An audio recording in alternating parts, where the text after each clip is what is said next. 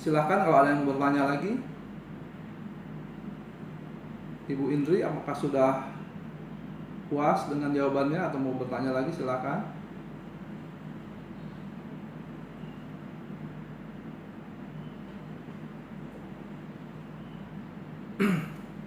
Jadi Anda bisa dapatkan buku ini nanti di Shopee ya, dengan diskon, ada diskonnya. Buku ini menjelaskan tentang apa itu cinta dari A sampai Z. Sama-sama Ibu Indri, semoga jawaban saya bisa membantu. Hidup kita itu, bros, brother and sister, teman-teman yang penuh cinta, hanya dihabiskan dalam 3 hal: pekerjaan, keluarga, dan untuk diri sendiri. Nah, dari 3 ini 100% nih. Jadi Anda nggak mungkin misalnya ingin 100% ke pekerjaan, 100% ke keluarga, itu nggak bisa. Itu nggak bisa. Hidup kita itu hanya terbagi 3 itu: pekerjaan, keluarga, diri sendiri. Itu 100%. Nah, mana yang lebih besar, itu balik lagi ke Anda. Yang penting dari ketiga hal ini ketika dijumlahkan 100% itu, yaitulah Anda, dan itu yang Anda sukai, itu yang membahagiakan Anda. Kalau itu tidak membahagiakan, ya rubah persennya. Gitu.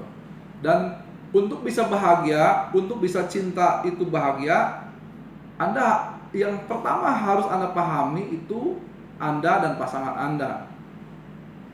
Anda harus paham bahwa Anda dan pasangan itu berbeda. Laki-laki dan perempuan itu berbeda. Saya mengistilahkannya sebagai laki-laki dan perempuan itu ibarat minyak dan air yang sampai kapanpun itu tidak bisa menyatu, tapi dia bisa bersatu. Gitu. Ingat ya, minyak dan air itu tidak bisa menyatu, tapi dia bisa bersatu, tentu saja dengan sebuah wadah. Nah, jadi hubungan Anda, pacaran, pernikahan, bahkan di pekerjaan antara atasan dan bawahan, itu tidak bisa didominasi oleh salah satu pihak saja, oleh salah satu minyak saja, oleh air saja, nggak bisa. Pasti dua-duanya ada. Nah, komposisinya seperti apa, besarannya seperti apa, sekali lagi balik lagi ke Anda. Bahkan kan ada buku bahwa laki-laki itu dari Mars ya, wanita dari Venus, sama gitu. Bahwa intinya laki-laki dan perempuan itu berbeda. Nah, untuk berhasil dalam cinta, Anda harus benar-benar paham Anda seperti apa, pasangan Anda seperti apa. Dan sebuah hubungan hanya akan terjadi jika, ya sekali lagi, sebuah hubungan akan menjadi baik jika terdapat banyak kesamaan-kesamaan. Bahkan David W. Bush, seorang profesor psikolog di Amerika, itu dia membuat sebuah penelitian. Ternyata hubungan yang bisa bertahan lama, yang langgeng gitu, itu karena adanya kesamaan sara dan kesamaan pandangan sosial dan politik. Nah, jadi kemarin ini kebetulan saya juga jadi ketua KPPS pada saat Pilpres. Dan kalau di Jakarta juga ada pilkada, wah itu banyak pasangan-pasangan yang bercerai hanya gara-gara beda pandangan politik. Yang satu pilih pasangan nomor 1, yang satu pilih pasangan nomor 2. Itu kalau tidak salah menurut survei ada sekitar 600 pasangan yang bercerai gara-gara penyebabnya masalah politik. Nah, jadi untuk bisa menjalin cinta, menjalin hubungan yang baik, itu Anda harus punya banyak kesamaannya, baik di rumah tangga, di keluarga, maupun di pekerjaan gitu. Tapi intinya gini, intinya cinta itu menyenangkan dan sangat-sangat menyenangkan, membahagiakan. Kenapa? Karena itu tadi, cinta itu adalah ketika Anda salah satunya memproduksi hormon dopamin. Jadi kalau misalnya Anda sekarang sedang tidak bahagia dengan pekerjaan Anda, tidak bahagia dengan pasangan Anda sedang tidak jatuh cinta namanya. Bagaimana caranya supaya itu bisa diperbaiki? Ya, Anda harus salah satunya membaca buku ini, Fanatisme. Ya, bisa didapatkan di Shopee dengan diskon tertentu, tadi sudah ada. Silahkan di order saja, dibaca, dan semoga menjadi manfaat. Nah, untuk teman-teman semua, sahabatku yang penuh cinta yang ingin bertanya, silahkan. Barangkali nanti saya bisa jelaskan, dan semoga apa yang saya jelaskan bisa membantu. Sebelumnya terima kasih banyak untuk teman-teman yang sudah nge-like, yang sudah nonton, yang sudah bertanya, berpartisipasi atas apa yang saya sampaikan hari ini. Semuanya semoga menjadi manfaat, karena sebaik-baik manusia adalah manusia yang bermanfaat. Anda juga bisa menyaksikan apa yang saya lakukan itu di YouTube ya, YouTube TV Sang. Anda boleh cari Sang Provokator Cinta atau TV Sang, itu juga saya ada. Gitu. Anda boleh menghubungi saya melalui media sosial, bisa di Shopee ini juga, bisa ya Anda cari saja Sang Provokator Cinta di media sosial, nanti itu pasti akan nyambungnya ke saya.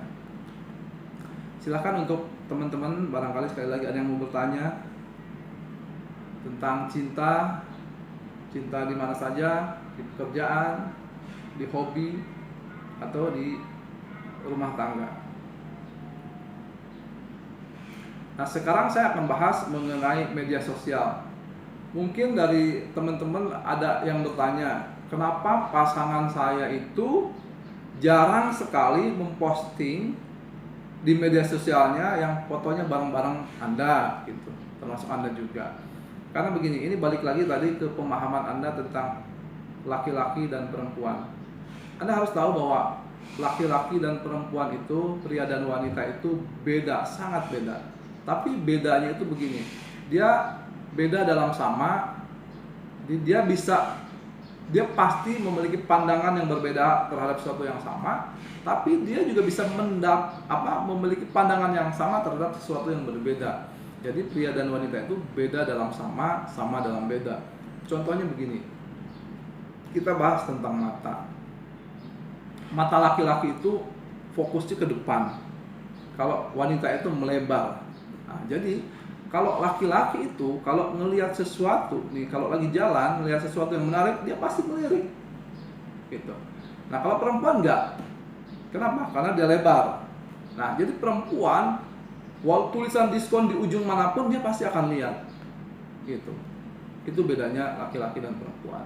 Nah, sekarang balik lagi ke postingan tadi. Kenapa jarang memposting? Karena begini, laki-laki itu akan memposting apa yang membanggakannya, sementara perempuan akan memposting apa yang membahagiakannya. Nah, walaupun fotonya sama, ya sekali lagi, walaupun foto yang dipostingnya sama, tapi artinya beda. Kalau laki-laki itu misalnya nih, dia sama Anda kebetulan. Nah, kalau laki-laki itu dia bangga punya pasangan seperti Anda, kalau Anda itu bahagia punya pasangan seperti dia. Makanya kenapa laki-laki itu lebih banyak memposting hal-hal yang membanggakannya, seperti apa? Barang-barang yang menjadi hobinya gitu. Nah, sementara perempuan lebih banyak sama anaknya atau sama keluarganya, teman-temannya, intinya beda di situ bedanya. Ada lagi barangkali yang mau ditanyakan? Silahkan. Ya, jadi untuk memahami hubungan Anda, jadi kalau nggak posting artinya nggak bangga ya. Kalau pasti tidaknya saya tidak bisa jawab, tapi intinya gitu. Yang diposting laki-laki itu akan memperlihatkan bahwa itu yang membanggakan buat dia. Gitu. Jadi kalau pasangan Anda punya atau memposting foto yang ada Andanya, itu artinya dia bangga punya pasangan seperti Anda. Lain kalau Anda memposting foto yang ada dianya, itu artinya Anda bahagia dengan pasangan Anda gitu. Ada yang lain barangkali? Silakan.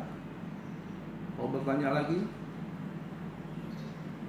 Jadi sekali lagi, untuk Anda yang ingin benar-benar paham tentang cinta dari cara yang tidak biasa, karena saya memahami cinta dari sisi yang tidak biasa, silahkan baca bukunya Fana Nisa. Ini novel yang menarik, pasti Anda tidak akan bosan membacanya. Cocok buat remaja, tapi juga sangat berguna bagi Anda yang sudah punya anak remaja. Jadi kalau ditanya cinta itu, Anda bisa menjelaskannya. Contohnya misalnya begini, kita kan sering ngelarang. Oke, sebentar, kelas postingnya pada. Oh, postingannya pada hari tertentu. Misalnya itu juga tetap gini. Tetap intinya begini, karena gini. Kita itu punya yang namanya kebutuhan dasar. Kebutuhan dasar pria dan wanita itu sama. Kemudian ada lagi yang namanya kebutuhan utama. Nah, kebutuhan utama pria dan wanita itu beda. Kalau kebutuhan utama wanita itu dicintai, sedangkan kebutuhan utama pria dibanggakan. Gitu. Nah, sekarang kenapa postingannya pada hari-hari tertentu? Itu memang kita sudah terbiasa untuk kasih lihat sesuatu keluar, itu memposting sesuatu itu ada momen-momen tertentu gitu. Kedua, bisa jadi juga si laki-lakinya takut dianggap tidak ingat hari jadinya. Tapi intinya begitulah, bahwa laki-laki itu memposting karena dia bangga, sebagai tanda bangga. Kalau perempuan memposting itu sebagai tanda cinta. Gitu, Bu. Mary Sapuspitasari ya, semoga bermanfaat jawabannya. Jadi kalau pasangan Anda misalnya ya, jangan jarang-jarang posting, lebih posting hobinya, ya memang seperti itulah laki-laki.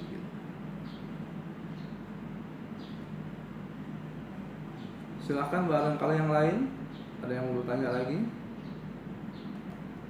Jadi intinya Bu, Bapak, sahabatku yang penuh cinta, peciner semuanya, cinta itu tidak ditemukan, tapi ditumbuhkan. Cara jatuh cinta itu ada dua. Orang Jawa bilang, witing tresno jalaran seko kulino. Jadi cinta itu hadir karena Anda sering bareng-bareng, sering melakukan hal yang biasa bareng-bareng. Kedua itu love at first sight atau cinta pada pandangan pertama. Sebetulnya cinta pada pandangan pertama itu tidak ada. Yang ada adalah kita sudah memasukkan dulu kriteria-kriteria pasangan kita, itu namanya di sistem limbik, di otak di sini ada namanya sistem limbik. Itu ada di sistem limbik itu ada yang namanya hipokampus. Nah, informasi tentang pasangan yang Anda idam-idamkan itu Anda masukkan di situ. Nah, ketika informasi itu bertemu dengan orang yang plek, nah maka kayak sensor tuh, kayak radar tuh, ketika bertemu klek langsung akhir cinta. Jadi sebetulnya Anda tidak mungkin jatuh cinta pada pandangan pertama kalau tidak memasukkan dulu kriteria-kriterianya ke dalam hipokampus tadi. Jadi sekarang untuk jatuh cinta terserah Anda mau pakai yang love at first sight atau mau pakai yang witing tresno jalaran seko kulino. Nah, ini banyak terjadi di kantor-kantor, di pekerjaan-pekerjaan, di para pekerja-pekerja yang akhirnya menjadi jodoh, pacar, atau bahkan affair. Kenapa? Karena itu tadi, hati-hati.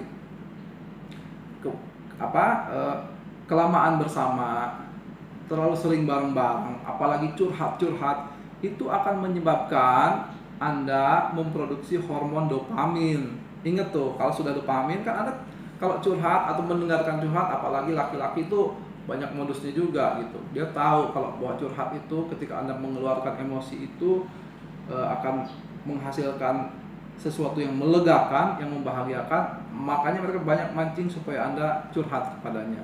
Nah, jadi hati-hati nih kalau curhat-curhatan, sebaiknya tidak ke lawan jenis, karena itu kan bahaya, akan menyebabkan Anda memproduksi dopamin, oksitosin. Nah, kalau oksitosinnya sudah turun, itu yang namanya perselingkuhan itu sudah tidak bisa dihindari. Begitu. Jadi untuk lebih jelasnya nanti silahkan Anda baca bukunya nih, termasuk bagaimana caranya supaya tidak keluar atau tidak masuk ke dalam sebuah perselingkuhan. Oke, dari Mary Sapuspitasari lagi, benar gak kalau ada masalah yang paling sedih itu sebenarnya laki-laki tapi gak diperlihatkan? Nah ini gini, balik lagi ke perbedaannya balik lagi kepada perbedaan antara laki-laki dan perempuan. Nah, laki-laki itu kan tadi kebutuhan utamanya itu dibanggakan. Makanya kalau laki-laki ketika ada masalah dia nggak akan ngomong ke teman-temannya. Kenapa? Karena kalau ngomong itu menjadi sesuatu yang tidak membanggakan buat dia. Dia akan pergi, akan diam, yang menyendiri, kemudian nanti akan cari solusinya gitu. Nah, intinya sih gini. Jadi sebetulnya bukan tidak mau bicara atau dia itu tidak mau kelihatan tidak tangguh. Gitu. Dia tidak mau kelihatan tidak gagah. Jadi masalahnya dia pendam sendiri. Nah urusannya misalnya nanti nangis, ya pasti dia nangis sendiri. Saya juga pernah nangis, kalau ada masalah berat saya pernah nangis, nggak ada masalah. Toh Tuhan menciptakan air mata dengan segala manfaatnya. Yang penting nangisnya Anda itu setimpal dengan masalahnya gitu. Nah beda kalau perempuan itu kalau ada masalah, dia pasti cerita ke teman-temannya. Kenapa? Karena ngobrol buat perempuan itu adalah membangun relasi gitu. Sedangkan ngobrol buat laki-laki itu adalah kasih solusi. Jadi kalau laki-laki ngobrol sama laki-laki itu lebih banyak debatnya. Kenapa? Karena mau kasih solusi. Karena dia harus menjadi yang menjadi paling hebat di antara kumpulan laki-laki itu. Itu laki-laki kalau sudah ngumpul. Beda kalau perempuan. Perempuan itu ngumpul, dia tidak akan saling menjatuhkan ngobrolnya. Karena itu tadi, rata-rata perempuan itu untuk membangun relasi. Caranya supaya pasangan rizeza ya. Caranya supaya pasangan atau suami bisa sharing terkait masalahnya. Gini. Inti dari relationship itu kan kesetimpalan. Barter, intinya barter. Barter hanya akan bisa terjadi kesetimpalan.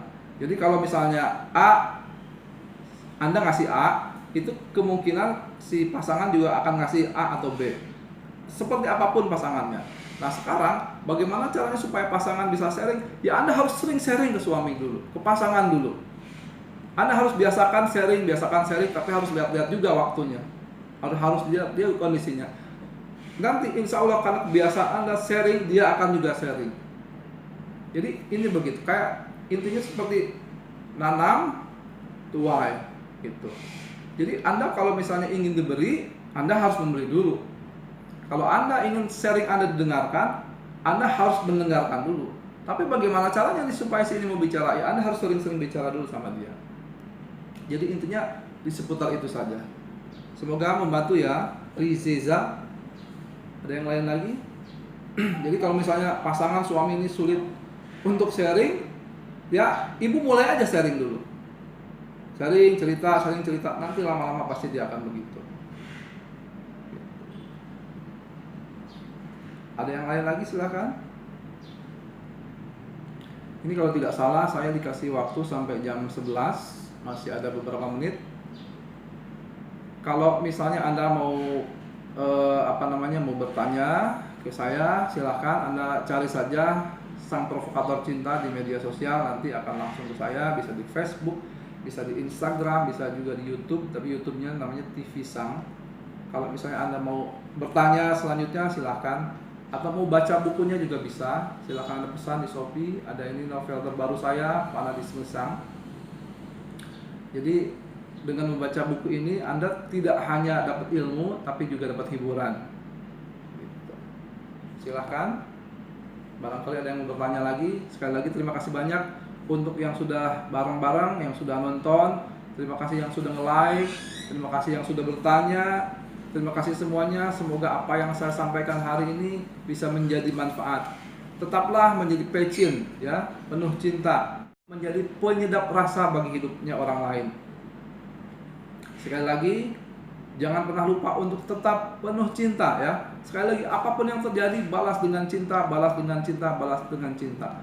Nah, kemarin ada yang nanya nih, bagaimana caranya supaya merubah pasangan? Nah, ini balik lagi ke cinta. Cinta itu memberi. Jadi kalau Anda mau merubah pasangan, Anda jangan minta pasangan berubah, tapi Anda katakan, bahwa saya memberi kesempatan bagi kamu untuk berubah. Ya, saya minta kamu untuk berubah, itu beda, nggak enak didengarnya lah, apalagi laki-laki yang dengar. Tapi saya memberikan kesempatan kamu untuk berubah, enak, padahal sama sebetulnya yang diminta. Ya, jadi mulailah sesuatu dengan memberi, dan memberi. Karena mereka yang memberi adalah mereka yang akan menerima. Satu lagi untuk para ibu-ibu yang saya kasih tahu bagaimana caranya menjadi istri atau ibu yang dirindukan suami dan anak-anaknya. Ada Bu, caranya itu dengan menjadi mami DP. Jadi mami DP itu apa? Bukan mami Dewi Persik, tapi maknya itu masak. Jadi Anda harus bisa masak, tidak harus pintar masak, tidak harus sering masak. Yang penting bagaimana caranya Anda sesekali bisa masak untuk anak dan suami. Kemudian itu bisa memijat anak dan suami. Bros, Tak harus menunggu terkenal agar bisa beramal. Tak perlu menunggu hebat untuk jadi manfaat. Cukup klik subscribe bagi yang belum subscribe. Maka Anda telah beramal dan menjadi manfaat. Tetaplah penuh cinta.